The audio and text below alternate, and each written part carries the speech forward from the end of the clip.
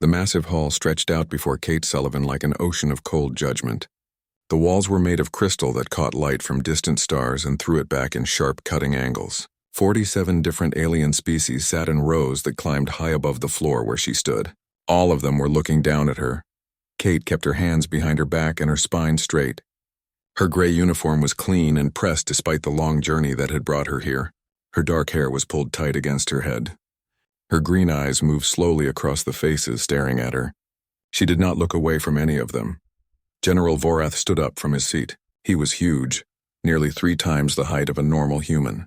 His skin was covered in purple-black scales that shined under the lights. He had 4 eyes, and all 4 of them locked onto Kate with clear disgust. When he moved, his shadow fell across her like a dark cloud. A computer voice began reading the charges. The voice was flat and emotionless as it listed everything Kate had done wrong. She had crossed into restricted space without permission. She had broken the peace treaty that kept the different alien worlds from fighting. She had destroyed military ships. Each crime could send her to prison for decades.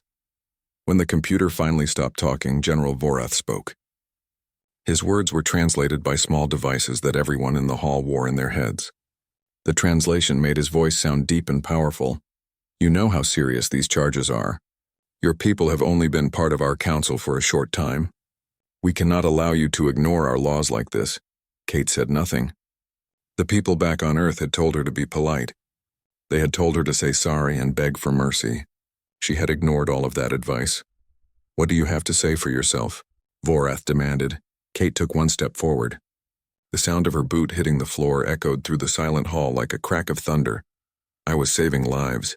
That is what I have to say. General Vorath made a clicking sound with his mouth parts.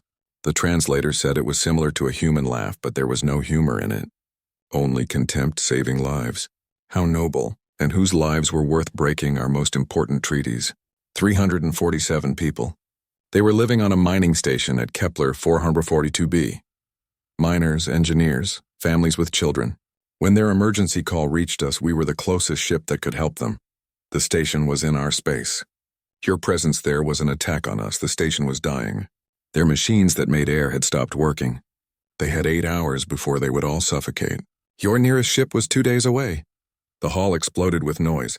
Aliens clicked and whistled and made sounds that the translators turned into angry words.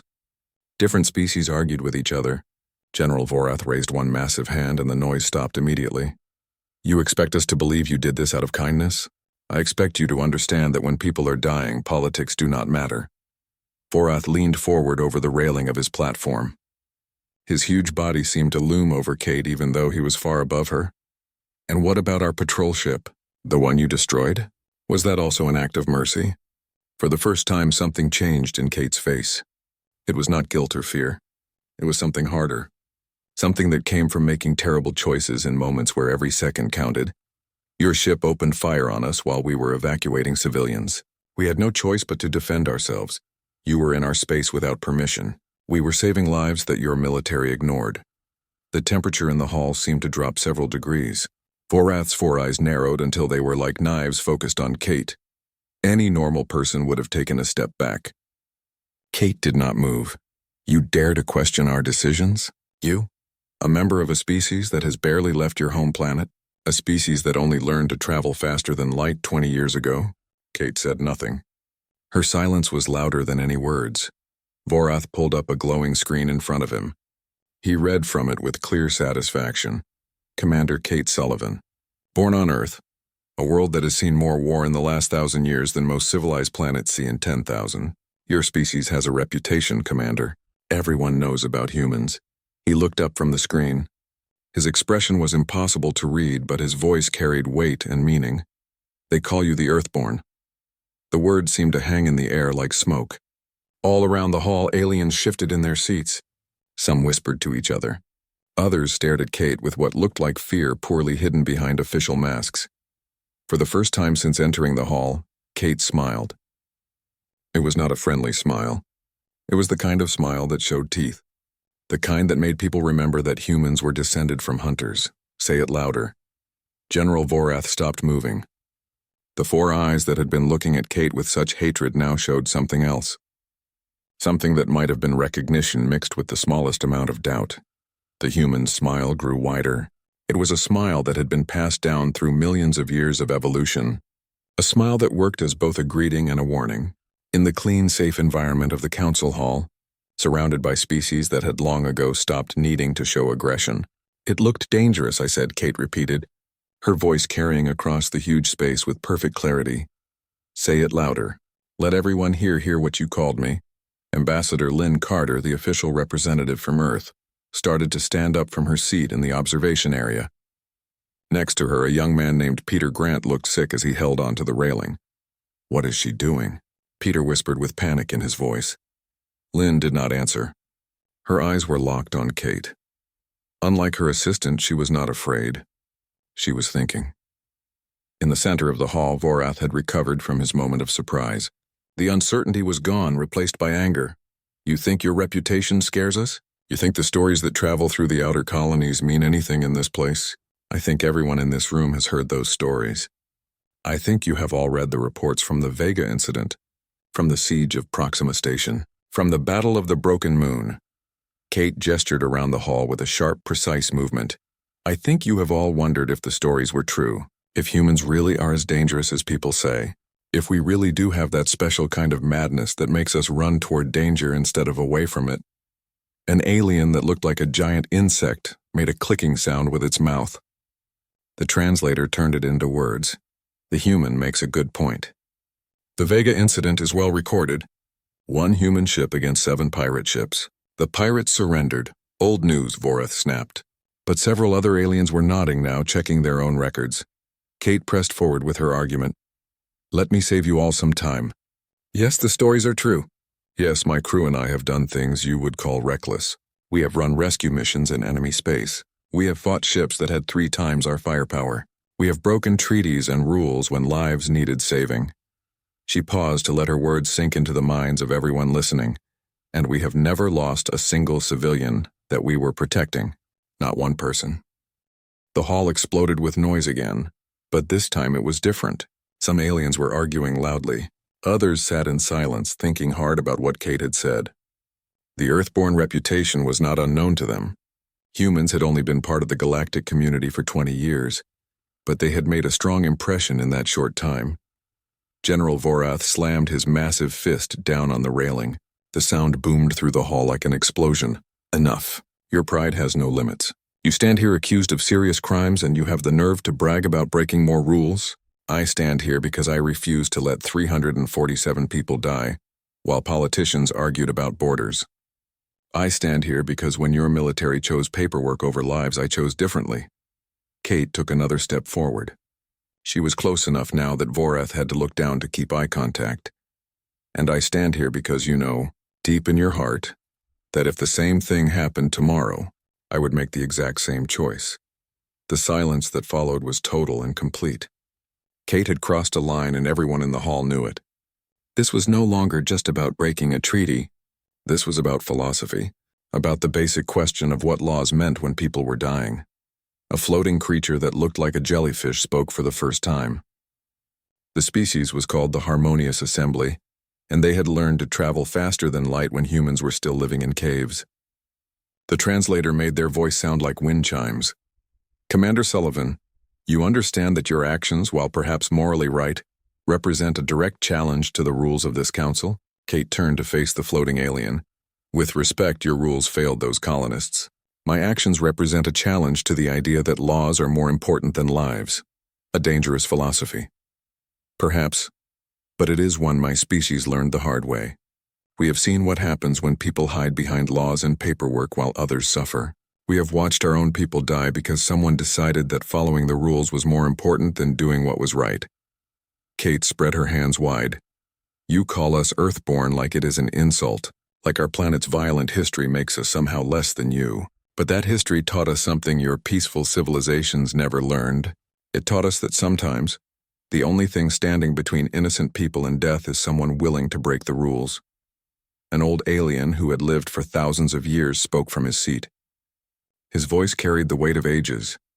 "For 7,000 years, our council has kept peace across 57 star systems. Wars that once destroyed entire regions of space have been reduced to minor disagreements. This peace was built on law, on order, on the understanding that no single person's judgment is more important than the collective wisdom of this body. Kate listened without moving. When the ancient alien finished speaking, she responded with quiet intensity.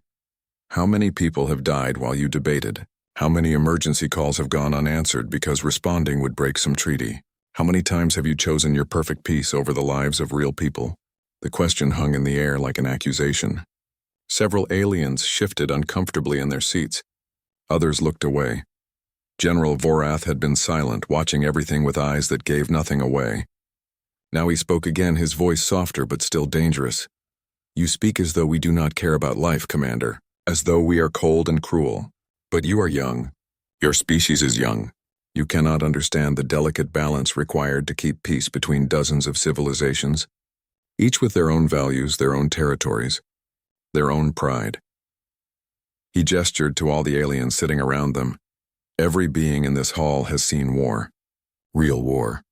Not the brief fights your species has known, but wars that last for centuries. Wars that make entire planets unable to support life. Wars that erase whole species from existence.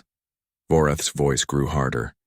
We built these laws after such destruction. We created these boundaries, these protocols, these restrictions not to be cruel, but to prevent the kind of misunderstandings that led to those wars. When you crossed into our space without permission, you did not just save some miners. You risked starting conflicts that took generations to stop. For the first time, Kate's expression changed slightly. It became less hard. I understand what you're saying, General. I truly do. But understanding why does not change the fact that 347 people would be dead if I had followed your laws. Can you stand there and tell me their lives were worth less than your rules? I can tell you that the risk of war is measured in millions of lives. Perhaps billions. Can you tell me that 347 lives justify that risk? The hall fell silent again. It was the kind of silence that comes with truly difficult questions. Questions that have no easy answers. Kate took a deep breath.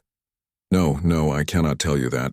I can only tell you that I refuse to be the person who chooses to do nothing. I refuse to be the one who stands by while people die, because saving them might cause political problems. She met Vorath's gaze directly, without fear. You have had thousands of years to build your perfect systems.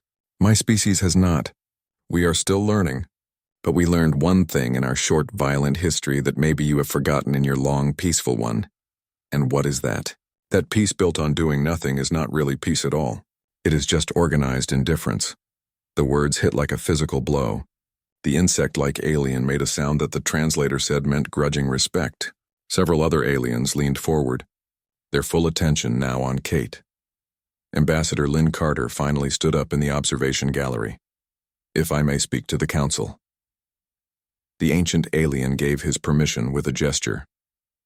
Carter walked down to the main floor. She stood beside Kate, though her face remained carefully neutral. Honored representatives, I will not defend Commander Sullivan's violation of treaty law. As Earth's ambassador to this council, I cannot. But I would ask you to consider why humans like Commander Sullivan act the way they do. She paused to gather her thoughts. Our species came from a world that showed us no mercy. We survived ice ages, diseases, natural disasters, and most dangerously, each other.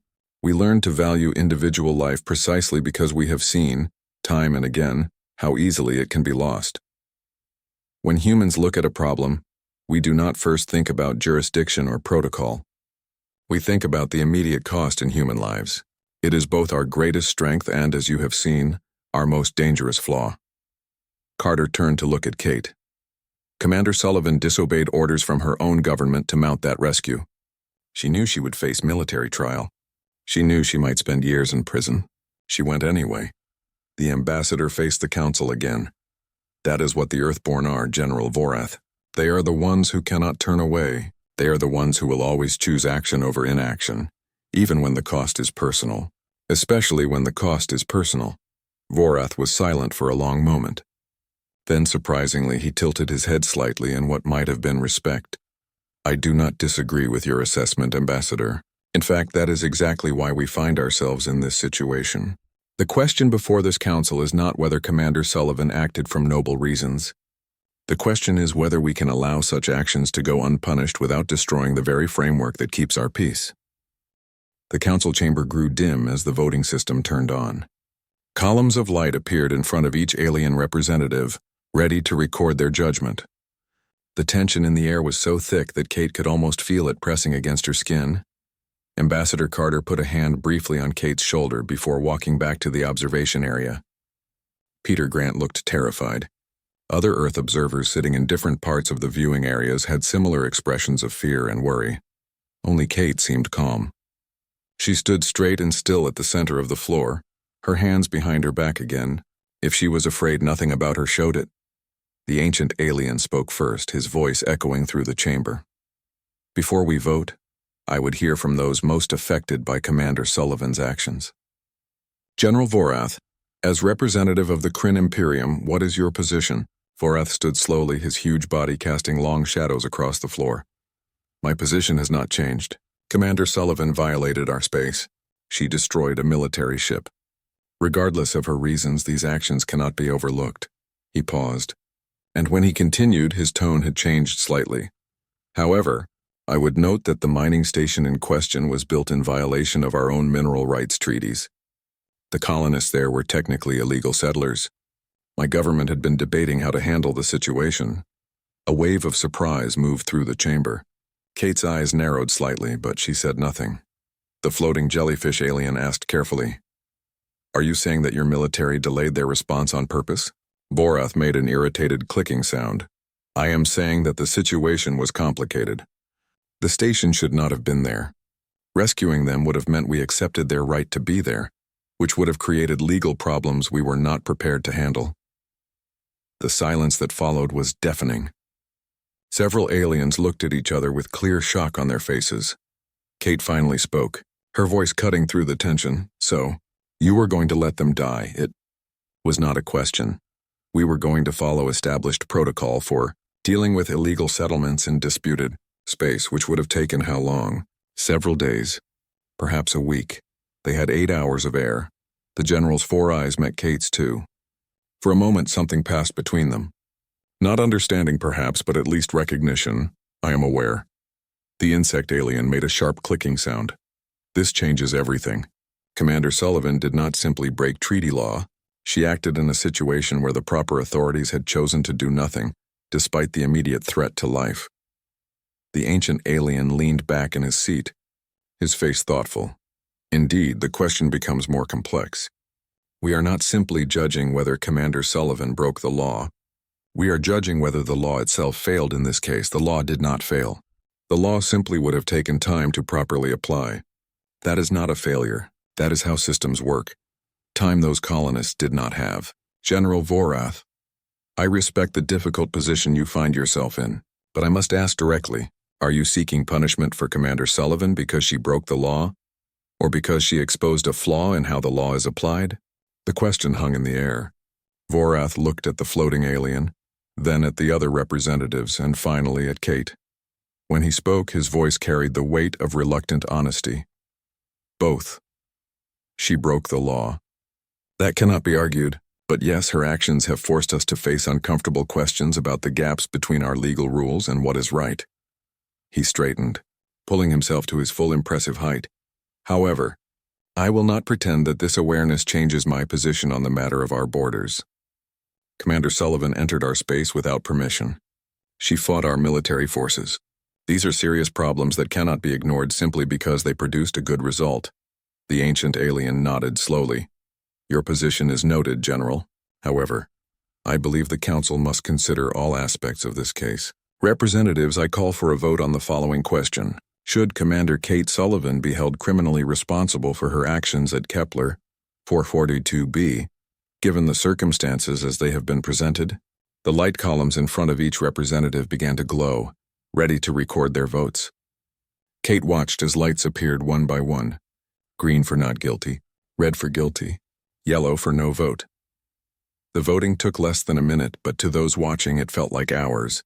When the final light appeared, the ancient alien studied the results for a long moment before speaking. "The vote is recorded. 23 votes for not guilty. 18 votes for guilty. 6 no votes." In the gallery, Peter Grant let out a breath he had not realized he was holding. Ambassador Carter's face remained neutral, but her eyes showed relief. Kate stood without moving as the ancient alien continued. However, this council must also address the wider implications of this case. While Commander Sullivan is not found guilty of criminal action, we cannot simply ignore the border issues her rescue operation raised. He turned his ancient gaze to Kate. Commander Sullivan, you have been found not guilty of criminal charges. However, this council hereby issues a formal warning about your actions. This warning will remain part of your permanent record and will be noted in all future dealings between Earth and the Galactic Council. Kate tilted her head slightly, accepting the judgment. But the ancient alien was not finished. Furthermore, this council recognizes that the circumstances surrounding the Kepler 442b incident have exposed significant gaps in our emergency response protocols. A special committee will be formed to review and change the procedures for handling emergency calls in disputed or sovereign space. He looked around the chamber. It is clear that our current systems, while designed to maintain peace, may in some cases fail to properly address immediate threats to life. This is not acceptable. We must find a way to balance respect for borders with moral duty. Several representatives nodded in agreement. Even Vorath, though he looked unhappy, did not object. Commander Sullivan, you are free to go. This trial is over. The small transport shuttle moved quietly through space, carrying Kate away from the council station. Through the window, the massive structure grew smaller in the distance. Its crystal walls caught light from the nearby star and reflected it, until the station looked like a jewel floating in the darkness. Ambassador Carter sat across from Kate in the small passenger area. For several minutes, neither spoke. Then Carter broke the silence. You took one hell of a risk back there. Kate turned from the window to face her. Was there another option? Yes. You could have played it safe. Said sorry. Shown regret. Made promises about following rules in the future. The diplomatic way. And they would have found me guilty anyway. General Vorath wanted blood. The only way to avoid that was to make the trial about something bigger than what I did. Carter studied her for a moment. You planned this. The defiance, the challenge, pushing them to examine their own systems. You were gambling from the start that you could turn the trial into a vote on their rules. Kate shrugged. I was gambling that some of them would rather do what is right than what is legal. Turns out I was correct. Barely. 23-18. That is not exactly a strong victory. It is enough. The ambassador leaned back in her seat. You know this warning is going to follow you everywhere. Every action you take from now on will be watched closely. Every decision will be questioned. They will be looking for any excuse to prove they were right to doubt you. Let them watch. Carter could not help but smile slightly. You really do not care, do you? About the politics, the consequences, any of it. I care about the colonists who are still alive because we got there in time. I care about the fact that the council is finally being forced to look at their emergency response rules. Everything else is just noise. The shuttle's computer made a sound, telling them they were getting close to the docking bay where Kate's ship waited. Her crew would be there, probably worried about the outcome of the trial. They had stood by her through everything, never questioning her orders even when those orders led them into danger. As the shuttle began its final approach, Carter spoke again. Kate, can I ask you something? Not as an ambassador, just between us, of course. When Vorath called you Earthborn, why did you ask him to say it louder? What was that about? Kate was silent for a moment, thinking, because he meant it as an insult, a way to paint us as violent, as dangerous, as somehow less civilized than the rest of the galaxy. But he was right about what it means, even if he was wrong about it being a weakness.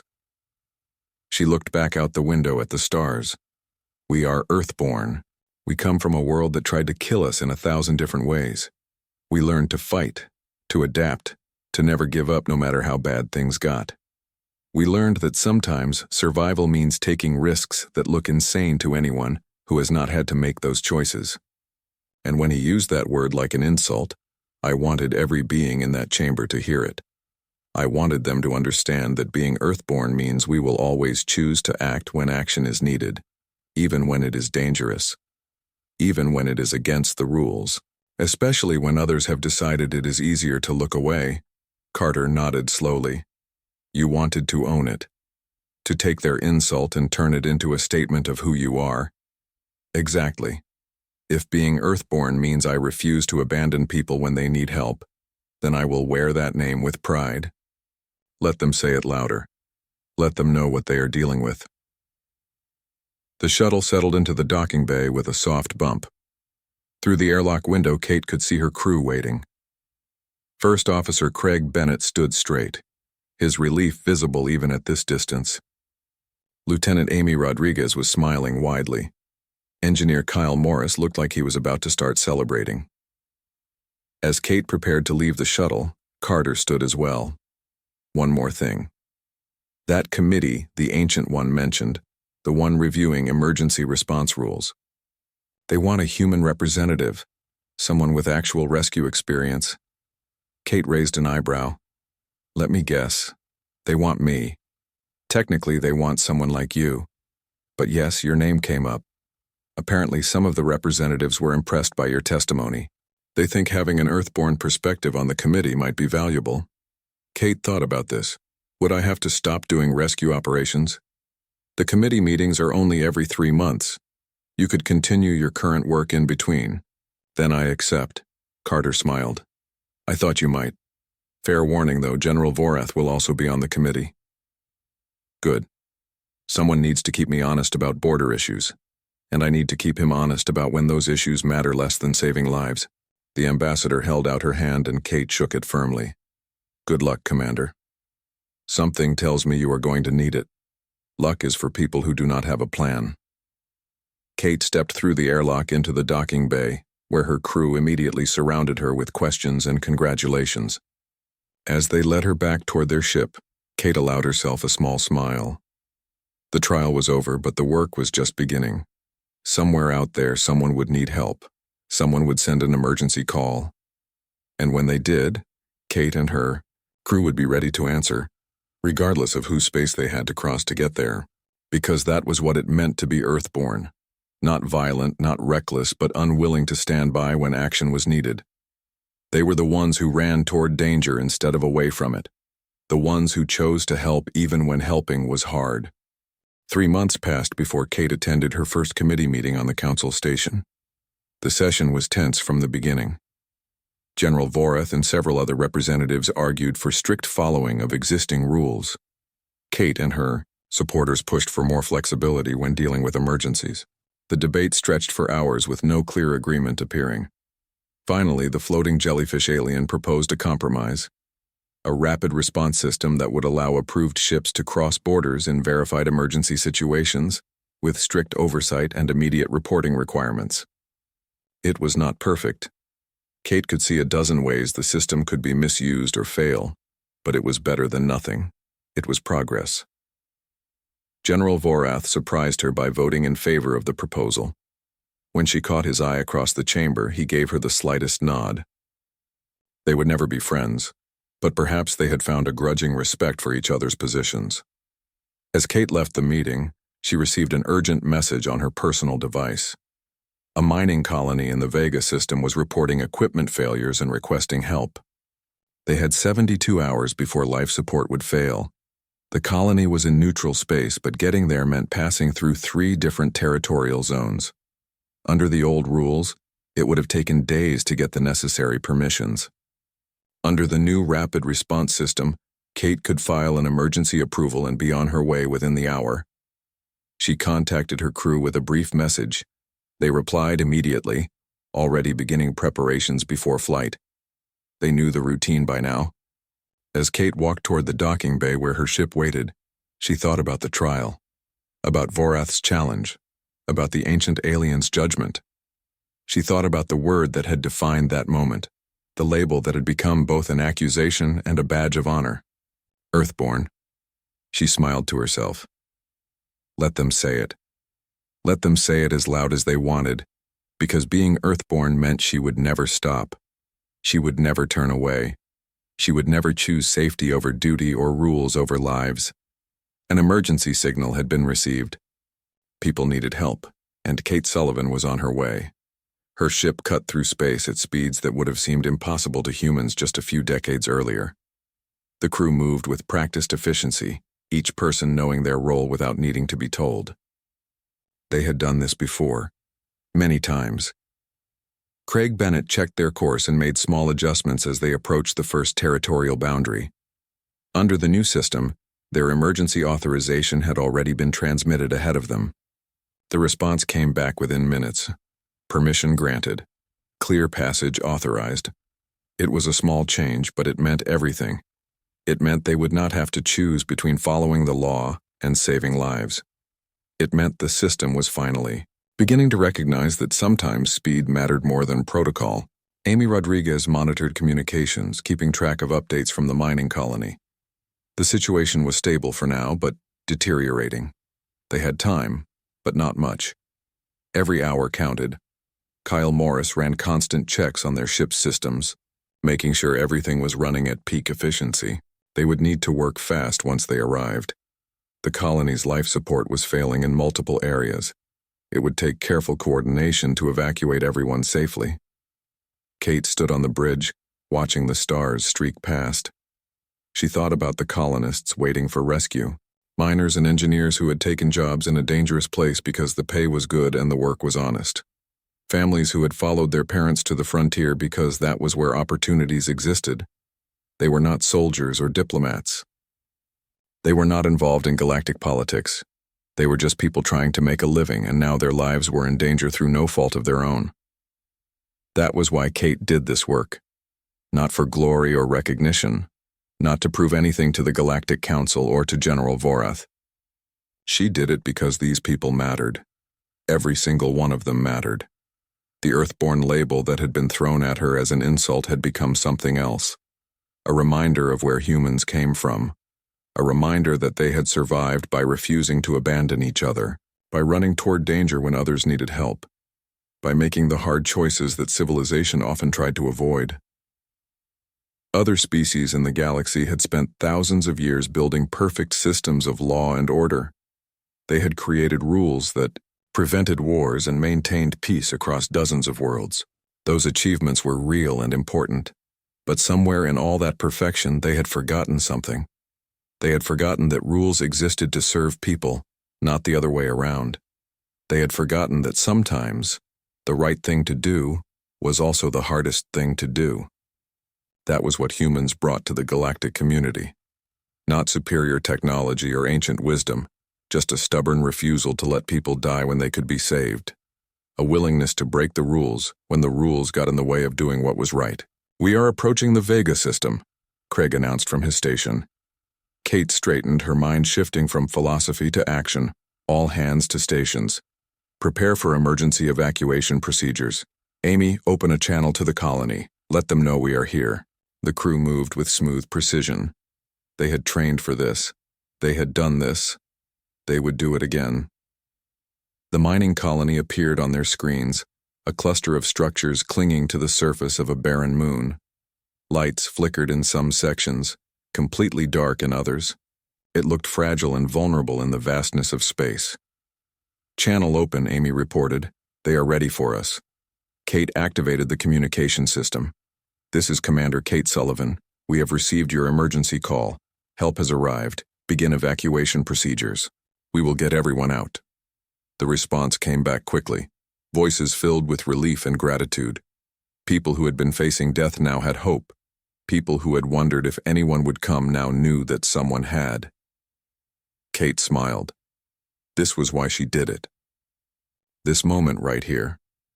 The moment when fear turned to hope. When death turned to life.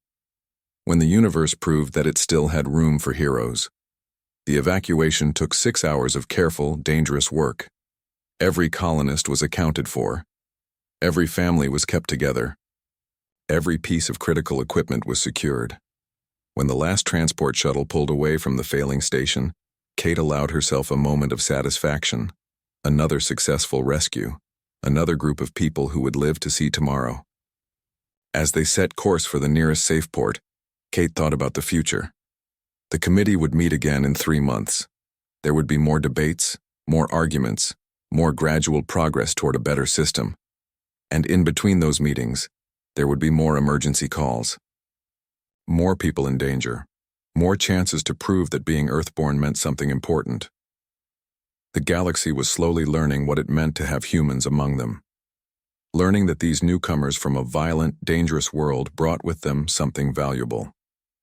A reminder that civilization was not just about rules and order, it was also about caring for each other, about refusing to stand by when action was needed. Kate looked out at the stars and thought about all the people out there, all the lives that might need saving, all the emergencies that might occur, and she smiled because she knew that when those calls came, she and her crew would be ready, always ready, because that was what it meant to be Earthborn,